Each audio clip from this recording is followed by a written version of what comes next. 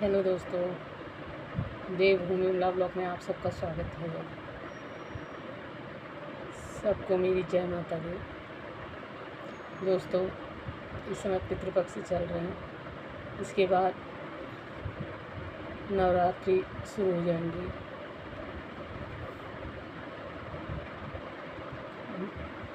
नवरात्रि के उपलक्ष्य में आपको दुर्गा कवच का प्रथम अध्याय सुना रही हूँ।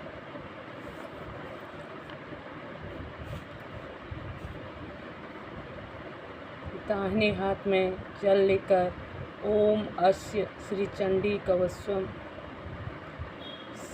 से जपे विनियोग तक पढ़कर भूमि पर जल छोड़ दें।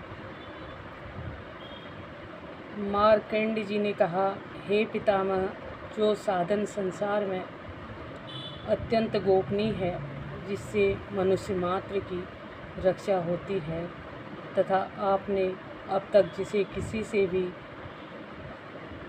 प्रकट नहीं किया है, वह साधन मुझे बताइए। ब्रह्मा जी ने कहा, हे ऋषिश्रेष्ठ, संपूर्ण प्राणियों का कल्याण करने वाला देवी का कवच रक्षा के लिए पहने जाने वाले एक विशेष प्रकार के पहनावे को कवच कहते हैं। इसी तरह यह स्रोत भी है। इसके पाठ से साधक सर्वदा सुरक्षित रहता है, अत्यंत गोपनीय रहता है। हे महामुने, इसे सुनिए। हे मुनि, दुर्गा की 9 शक्तियाँ हैं। पहली शक्ति का नाम शैलपुत्री हिमालय कन्या पार्वती है। दूसरी शक्ति का नाम ब्रह्मचारिणी परम ब्रह्म परमात्मा को साक्षात करने वाली। तीसरी शक्ति चंद्रघंटा है, चंद्रमा जिसकी घंटा में हूँ। चौथी शक्ति कुष्मांडा, सारा संसार जिसके उदर में निवास करता है। पांचवी शक्ति स्कंद माता कार्तिकेय की जननी हैं। छठी शक्ति कात्यायनी महर्षि कात्यायन के अप्रीतम तेज से उत्पन्न होने वाली हैं। सातवीं शक्ति कालरात्रि, समस्त सृष्टि का संहार करने वाली। तथा आठवीं शक्ति महागौरी, शिव के महाकाली कहने पर क्रोध से जिन्होंने तपस्या कर ब्रह्मदेव से और गौरवर्ण का वरदान लेने वाली हैं।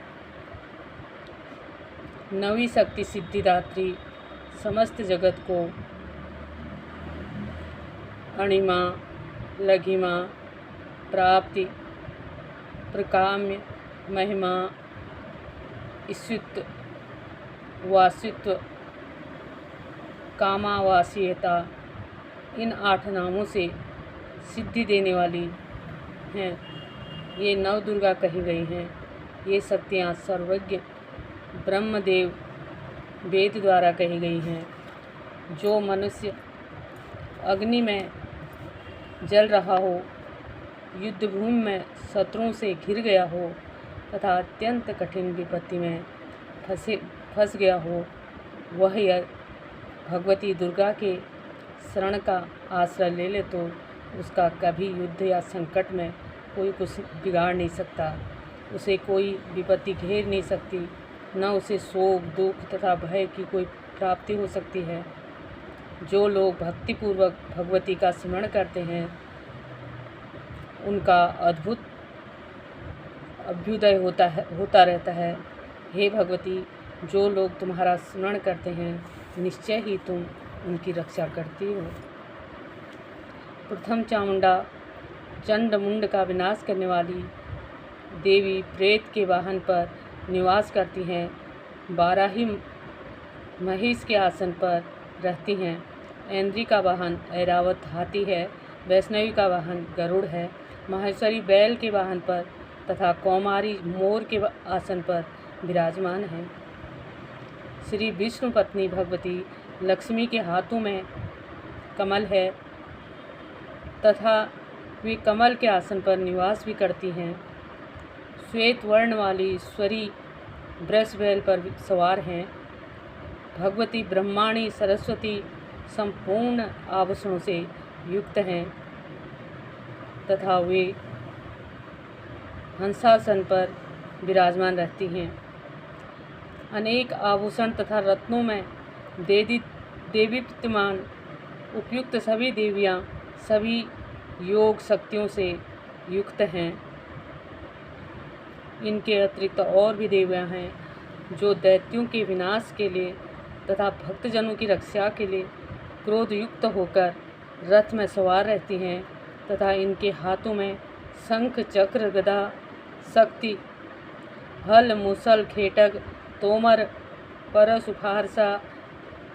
फरसा पास शत्रुओं को बांधने वाली विशेष प्रकार का अस्त्र भाला त्रिशूल तथा उत्तम सांग धनुष आदि सब शस्त्र विराजमान हैं। देवताओं की रक्षा करना ही एकमात्र उनके अस्त्र शस्त्र धारण का उद्देश्य है। महाभय का विनाश करने वाली महान बल महाघोर पराक्रम तथा महान उत्साह से सुसंपन्न हे महारौद्रे महारुद्र की शक्ति तुम्हें नमस्कार है। हे शत्रुओं का भय बढ़ाने वाली देवी तुम मेरी रक्षा करो।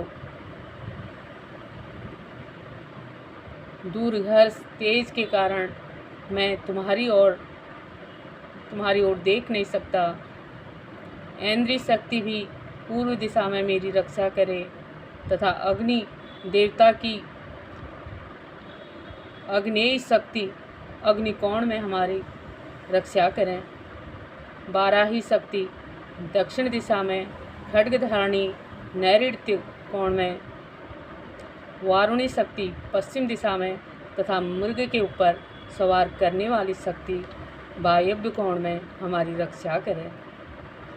भगवान कार्तिकेय की शक्ति कौमारी उत्तर दिशा शूल धारण करने वाली ईश्वरी शक्ति ईशान कोण में ब्रह्माणी ऊपर तथा वैष्णवी शक्ति नीचे हमारी रक्षा करें। इस प्रकार सबके ऊपर विराजमान चामुंडा देवी दसों दिशा में हमारी रक्षा करें। आगे जया पीछे विजया हमारी रक्षा करें। बाएं भाग में अजिता दाहिने भाग में अपराजिता शिखा में उद्योतनी तथा सिर में उमा नियम पूर्वक हमारी रक्षा करें। ललाट में मालाधरी दोनों भ्रू में यशस्विनी भ्रू के मध्य में त्रिनेत्रा तथा नासिका में यम घंटा हमारी रक्षा करें। दोनों नेत्रों के बीच में शंखनी दोनों कान के मध्य में द्वारवासिनी कपोल में कालिका कर्ण के मूल भाग में सांक्री हमारी रक्षा करें। नासिका के बीच का भाग सुगंधा ऊपर के ओष्ठ में चर्चिका अधर नीचे के होंठ में अमृतकला तथा जिह्वा में सरस्वती हमारी रक्षा करें। कौमारी दांतों की चंडिका कंठ प्रदेश की चित्रघंटा गले की तथा महामाया तालु की रक्षा करें। कामाक्षी थोड़ी की सर्वमंगला वाणी की भद्रकाली प्रिवा की तथा धनुष को धारण करने वाली रीढ़ प्रदेश की रक्षा करें। कंठ के बाहर नीलगिरिवा और कंठ की नली में नलकुबरी दोनों कंधों की खड्गनी तथा वज्र को धारण करने वाली दोनों बाहु की रक्षा करें। दोनों हाथों में दंड को धारण करने वाली दंडनी तथा अंबिका अंगुलियों में हमारी रक्षा करें। सुलेश्वरी नखों तथा कुलेश्वरी उसी प्रदेश में स्थित होकर हमारी रक्षा करें। महादेवी दोनों स्तनों की शोक को नाश करने वाली शोक विनाशिनी मन की रक्षा करें। ललिता देवी हृदय में तथा त्रिशूल धारणी उदर प्रदेश में स्थित होकर रक्षा करें। नाभि में कामिनी तथा गुवा भाग में गुद्देश्वरी हमारी रक्षा करें। कामिका तथा पूतना लिंग की तथा महिष वाहिनी गुदा में प्रवेश हमारी रक्षा करें। भगवती कटि प्रदेश में तथा विंध्यवासिनी घुटनों की रक्षा करें। संपूर्ण कामनाओं को प्रदान करने वाली महाबला जंघा की रक्षा करें। नारसिंहों दोनों पैर के घुट्टियों की तेजस्वी देवी दोनों पैरों की पिछले भाग की श्री देवी पैर की अंगुलियों की तथा तलवासिनी पैर के निचले भाग तलुओं की रक्षा करें। दृष्टांकराली अपने दाढ़ों के कारण भयंकर दिखाई देने वाली नखों की अर्धकेशनी देवी केशों की कौबेरी कुबेर की शक्ति रोमावली की चित्रा में बागेश्वरी त्वचा शरीर के ऊपरी भाग का चमड़ा में हमारी रक्षा करें। पार्वती देवी रक्तमज्जा वसा मांस हड्डी और भेदे की रक्षा करें। कालरात्रि आंतों की तथा मुकेश्वरी पित्त की रक्षा करें।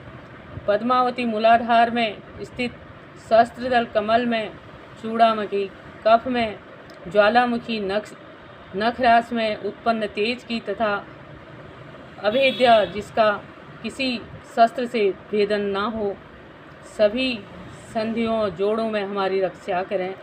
ब्रह्माणी शुक्र की छतेश्वरी छाया की धर्म को धारण करने वाली हमारे अहंकार मन तथा बुद्धि की रक्षा करें।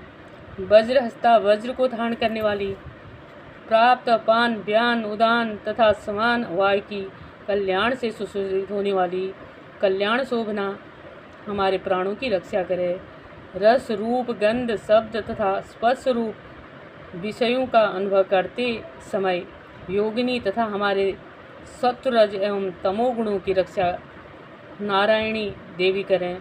बाराही आयु की वैष्णवी धर्म की चक्रणी चक्र को धारण करने वाली यश कीर्ति लक्ष्मी धन तथा विद्या की रक्षा करें। हे इंद्राणी तुम मेरे कुल की रक्षा तथा चंडिके तुम हमारे पशुओं की रक्षा करो। महालक्ष्मी पुत्रों की तथा भैरवी देवी हमारी स्त्री की रक्षा करो। शुभता प्रशस्त मार्ग पर चलने वाली हमारी पथ की सेम करी कल्याण करने वाली मार्ग की रक्षा करें। राज दरबार में महालक्ष्मी तथा सब और व्यस्त रहने वाली विजया भयों से हमारी रक्षा करें।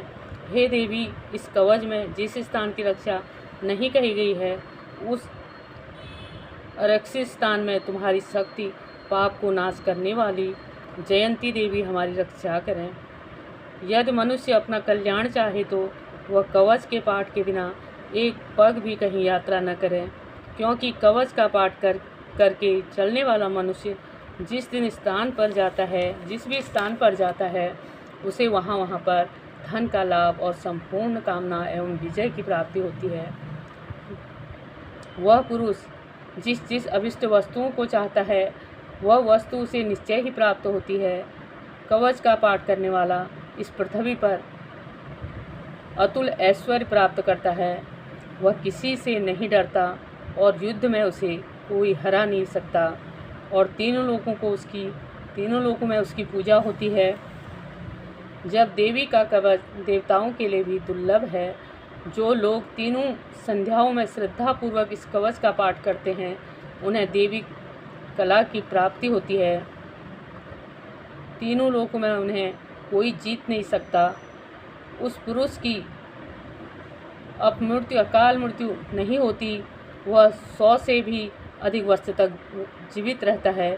इसी कवच का पाठ करने से लूता सिर में होने वाला खाज का रोग, मकरी, विस्फोटक, चेचक आदि सभी रोग नष्ट हो जाते हैं।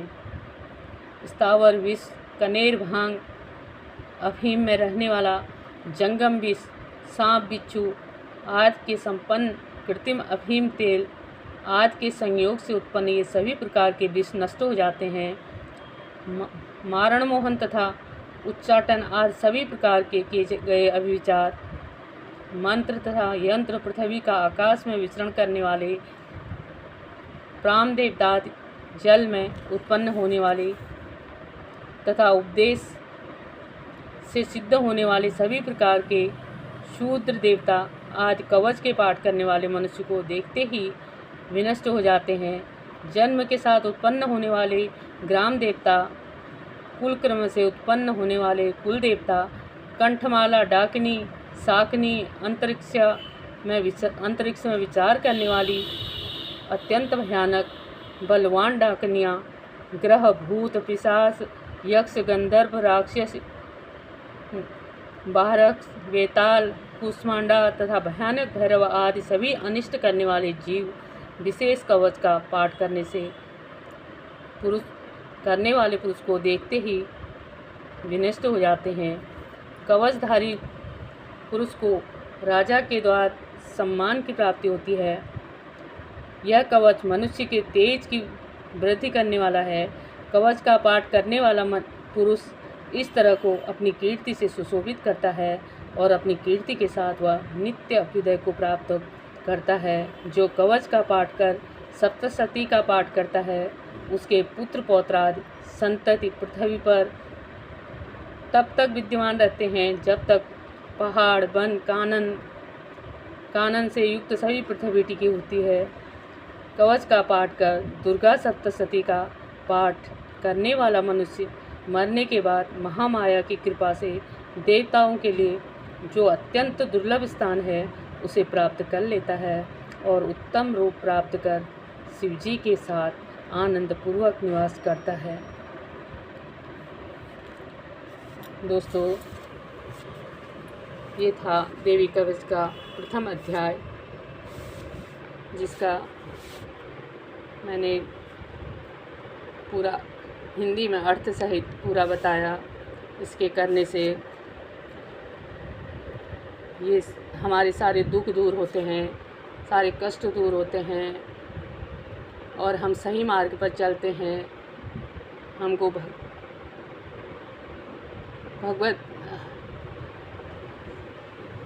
हमारा भगवत प्रेम बढ़ता है, माता की कृपा हमारे ऊपर रहती है, अनेक तरह के विघ्नों से हम दूर रहते हैं जब हम देवी कवच का पाठ करते हैं।